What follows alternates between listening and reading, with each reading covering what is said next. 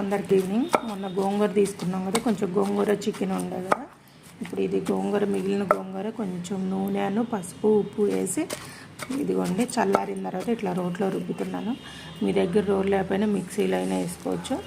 బాగా మెత్తగా కాకుండా చూడండి ఇట్లా రుబ్బేసుకున్నా.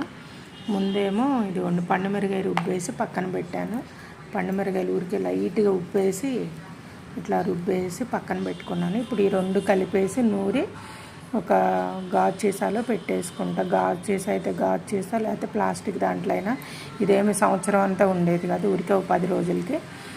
ఇంకా తినాలనిపించినప్పుడు మొత్తం కలిపి తిరగమాత వేసేస్తే ఇడ్లీలోకి, దోశల్లోకి, అన్నంలోకి అయితే చాలా బాగుంటుంది.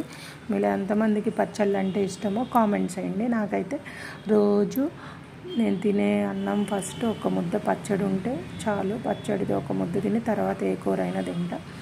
Okay, bye.